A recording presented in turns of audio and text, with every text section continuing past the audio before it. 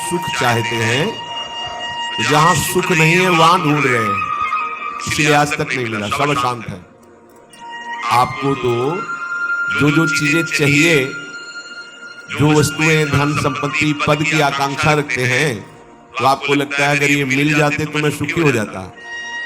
अपने को ऐसे बहुत मिले हैं जिनके पास आप चाह रहे हैं, उनकी बहुत मात्रा में संग्रह किया हुआ है, बहुत अधिकारिता है, बड़ा पद है, खूब ऐश्वर्य है, जगत में उनका नाम है, सम्मान है, पर हृदय जल रहा है, हृदय अशांत है। क्यों? क्योंकि जहां शांति प्राप्त होती है वहां उनका संबंध ही नहीं है। अशांतस्य कुतः सुखम, जिसका चित्त अशांत है उसे सुख कैसा? ब्रह्म।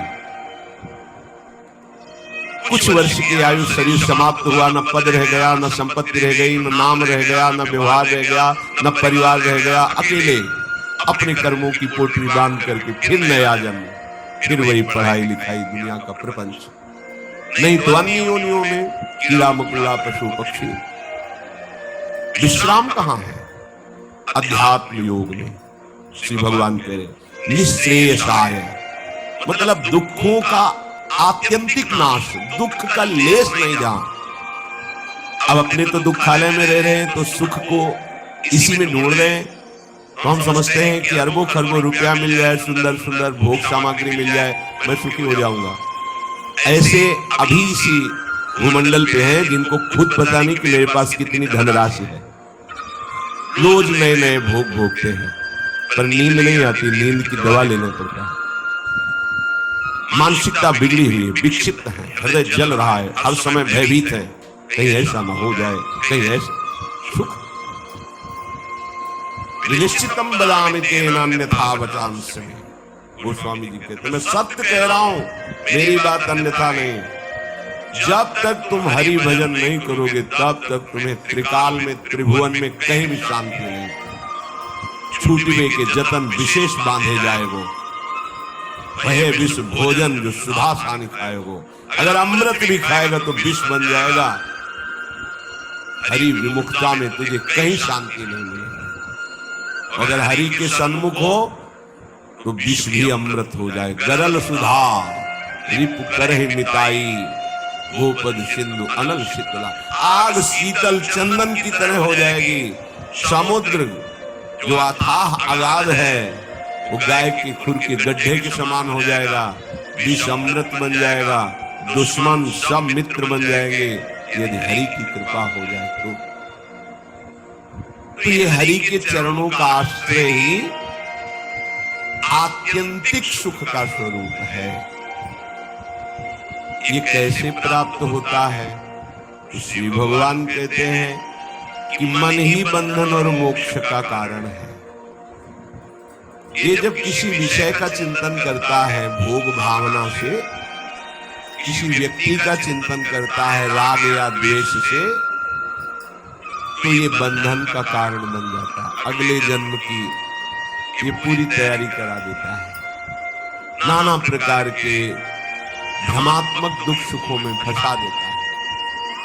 और जब यही मन प्रभु का चिंतन करने लगता है, प्रभु के नाम का, प्रभु के रूप का, प्रभु की लीलाओं का, प्रभु के गुणों का, प्रभु के भक्तों का, तो यही मोक्ष का खुला हुआ द्वार हो जाता है। यही मन, जब मन किसी व्यक्ति को भगवत भाव से, किसी भोगों को प्रभु की सेवा में अर्पित करने के लिए, यही मोक्ष का कारण बन जाता है। और जब किसी भोगों को स्वयं भोगने के लिए और किसी व्यक्ति को राग द्वेष से, यही बंधन का कारण स्पष्ट। इसीलिए भगवान बहुत जोर देते हैं अनन्य चिंतन का।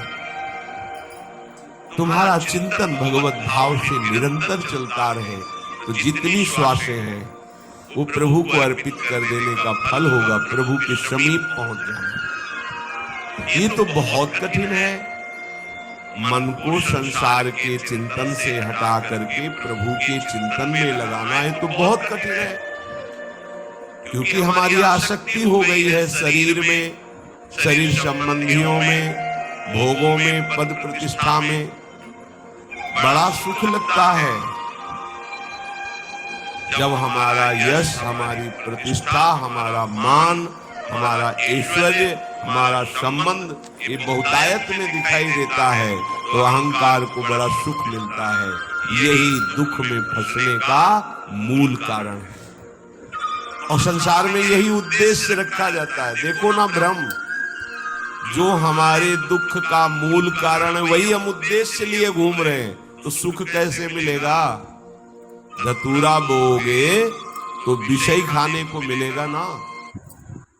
नमस्ते आचार्य जी, मैं बहुत खुश हूँ क्योंकि मैंने कंसीव कर दिया है आधी फला और अमृत तो नहीं मिल जाएगा।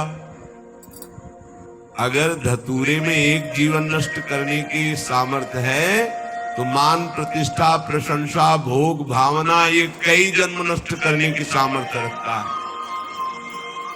बुद्धि हमारी भ्रमित है, इसलिए हम समझ नहीं पा रहे। विष तो एक जन्म मारता है, विषय देखो ना, जब से सृष्टि हुई आज तक मार ही तो रहा है। मरते मरते थक गए, मरना नहीं मिटा, फिर मरना पड़ेगा। अरे अब तो ऐसा मरो कि अब जन्मना न पड़े, मृत्यु महोत्सव हो जाए। तो हे प्रभु, ये आसक्ति हमारी हो गई है शरीर में, शरीर संबंधियों में, भोगों में। तो जहां हमारी आसक्ति होती है वहीं हमारा मन चित्त चिंतन करता है। और आप कह रहे हैं कि अगर मन चिंतन करे निरंतर प्रभु का तो मुक्त है, जीवन मुक्त है। अभी कैसे हो सकता है ऐसा? तो शिव भगवान ने कहा, प्रसंगमजरम पाशमात्मनः कवयो विदुः स एव साधु सुकृतो मोक्ष द्वारमपावृतम्। खुला हुआ मोक्ष का द्वार खुल गया। क्या? जो तुम्हारी शरीर में आसक्ति है, शरीर के रिश्ते नाते संबंधियों में आसक्ति है, भोगों में आसक्ति है, वही नरक का खुला हुआ द्वार है। कैसे? त्रिविधम नरकस्येदम द्वारम नाशन मात्मना कामः क्रोधा तथा लोभा तस्मादेत्रयम् त्यजेत। जब तुम शरीर भाव से होते हो तभी तुम्हें काम वेदना सताती है। काम में बाधा पड़ने पर क्रोध का जागरण होता है, क्रोध ही नाश का स्वरूप बन जाता है। क्रोध हमारी स्मृति का नाश करता है, स्मृति से बुद्धि नष्ट हो जाती है, बुद्धि नाश ही सर्वनाश हो जाता है। काम, क्रोध और लोभ ये नरक के खुले हुए द्वार है। अगर यही आसक्ति प्रभु के प्रेमी महात्मा के चरणों में हो जाए तो कह रहे हैं मोक्ष द्वारम अपावृतम, खुल गया मोक्ष का द्वार। अब बस केवल प्रवेश करना है, अर्थात उनकी आज्ञा का पालन करना है।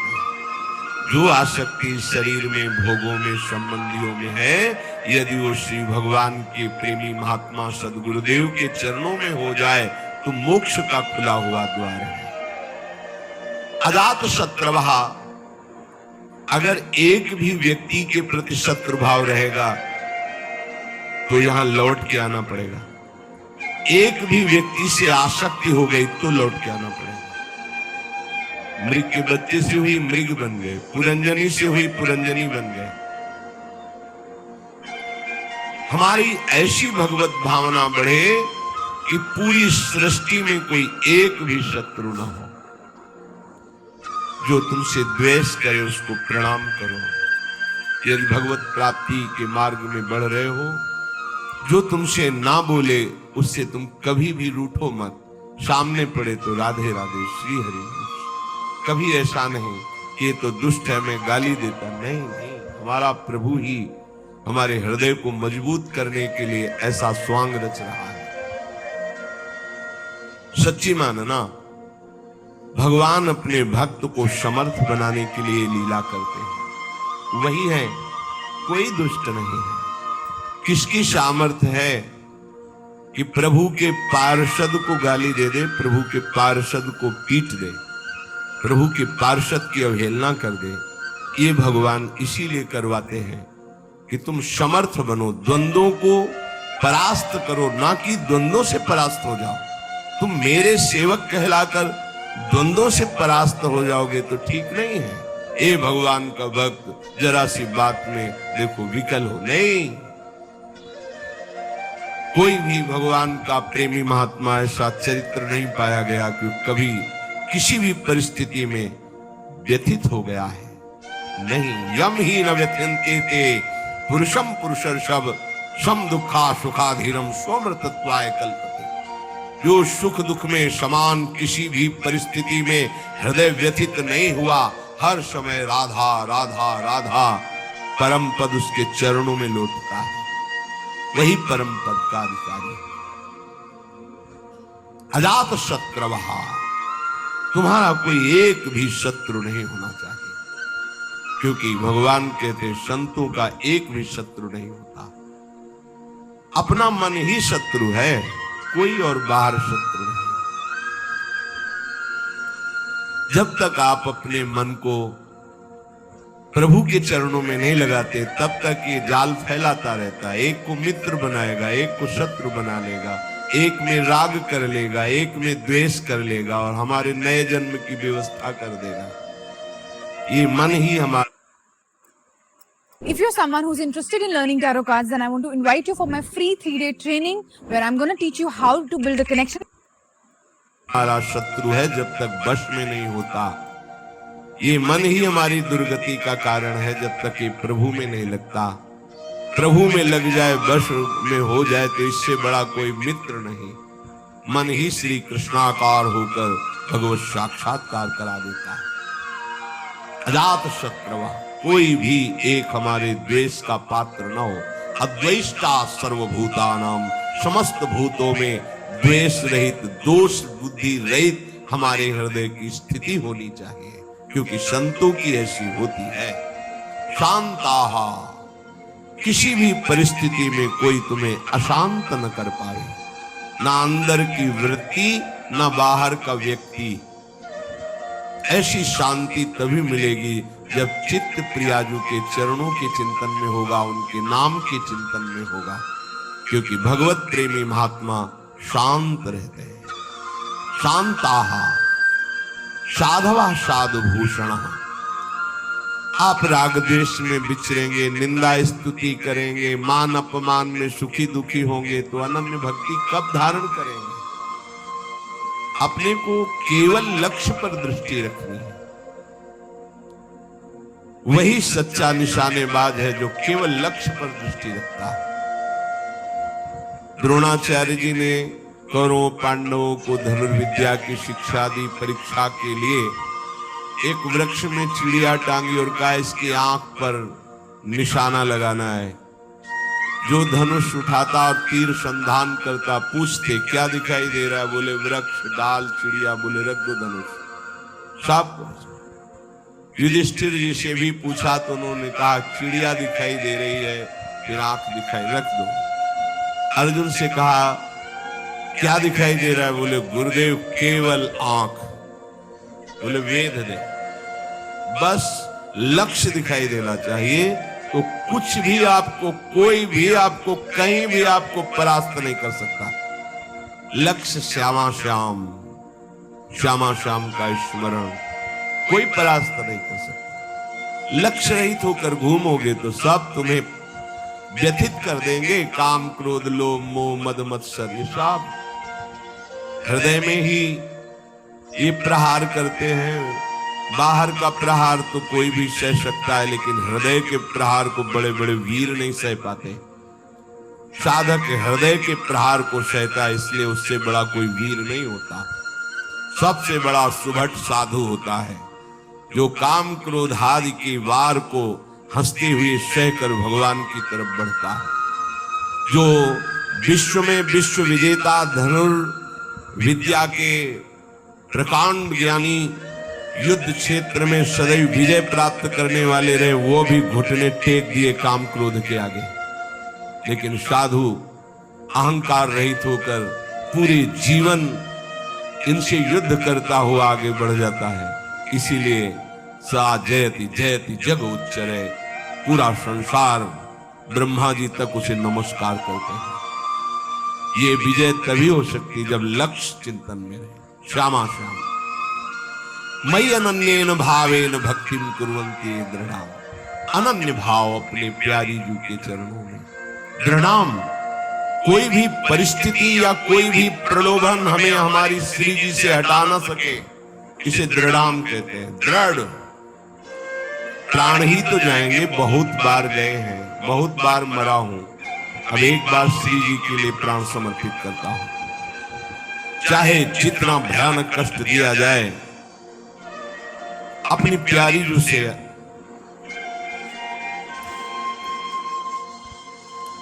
एक क्षण के लिए भी वृत्ति नहीं हटा सकता। और चाहे जितना प्रलोभन दिया जाए, यश, कीर्ति, सम्मान, प्रतिष्ठा, जय जयकार, एक क्षण के लिए भी प्यारी जू से चित्तवृत्ति नहीं हटे, इसे कहते दृढ़ाम। भारी से भारी अनुकूलता और भारी से भारी प्रतिकूलता जब अपने इष्ट के चिंतन को न रोक पावे तो उसे कहते अनन्य भक्त। अनन्य भक्त बहुत बड़ी दुर्लभ स्थिति है, इससे बढ़कर कोई पद नहीं है, कोई स्थिति नहीं है। और ये वृंदावन नित्य विहार रस, ये रसिक अनन्यों का है। ये रसिक अनन्यों के नरेश श्री हिताचार्य, श्री स्वामी हरदास जी, ये सब सहचरियां प्रकट हुई हैं इस रस को प्रदान करने के लिए। ये तो अनन्यता से ही आता है रस। मत कृते त्यक्त कर्माणस त्यक्त स्वजन बांधवाः, दो भाव इसके। मेरे लिए सारे सांसारिक कार्य छोड़कर केवल भजन, ये निवृत्ति मार्ग पर विरक्त भाव।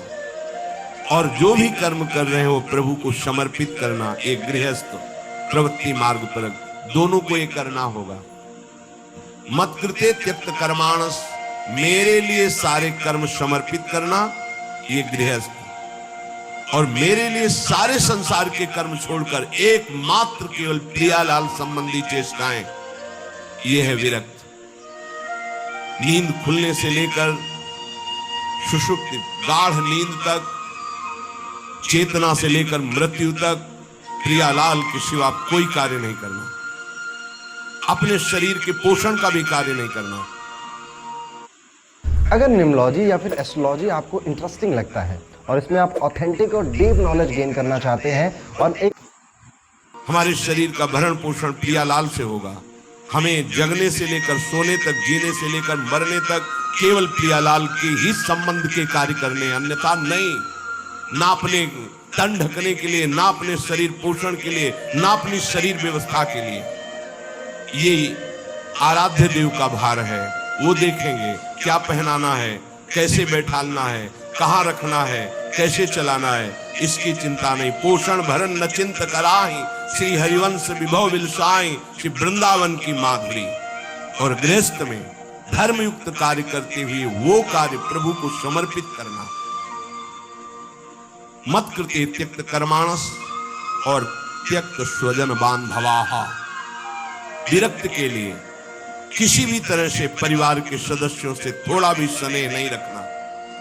अगर है तो केवल प्रियालाल के लिए है, प्रियालाल के संबंध के लिए है, प्रियालाल की प्रसन्नता के लिए है। हम घर में रहते हैं, पत्नी पुत्र परिवार आदि के लिए व्यापार नौकरी करते हैं, उनको सुख पहुंचाते हैं। इसका फल हो कि प्रियालाल प्रसन्न हो जाए, क्योंकि हमें ड्यूटी दी, हमें सेवा दी कि इतने परिवार का पोषण तुम करो, पर वो हम कर रहे हैं प्रियालाल के लिए। हो गया विरक्त।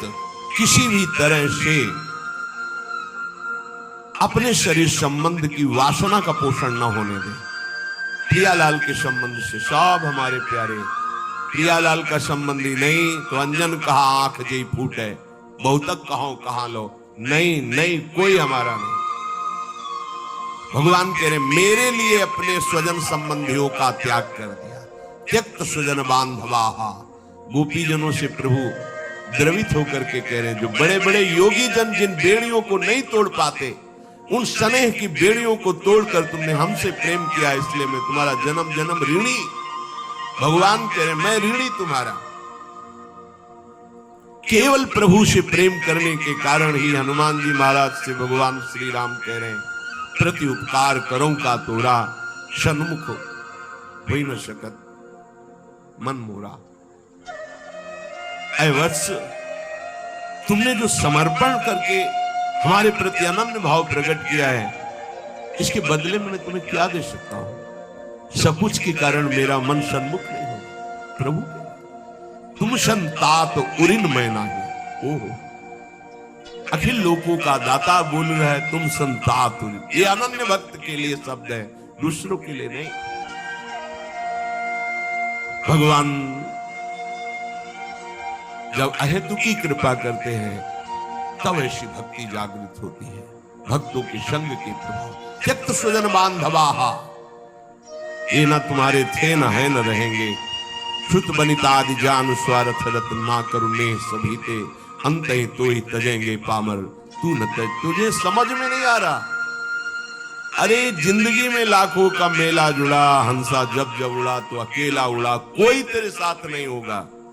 तेरा सच्चा साथी हरि तेरे साथ होगा, पर उस साथी से तो तुमने कभी प्यार ही नहीं किया, कभी उसको सुमिरन ही नहीं किया, तो फिर भोगना पड़ेगा। बहुत बड़ा प्रपंच है ये माया का। त्यक्त स्वजन बांधवा, चाहे गृहस्थ में हो चाहे विरक्त में हो।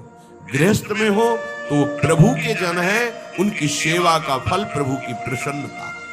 विरक्त में हो बिल्कुल किसी तरह से कोई संबंध नहीं, केवल प्रियालाल के संबंध से ही संबंध है। नाते नेह राम के मनियत, सुहद सुसेव्य जहालो। मदा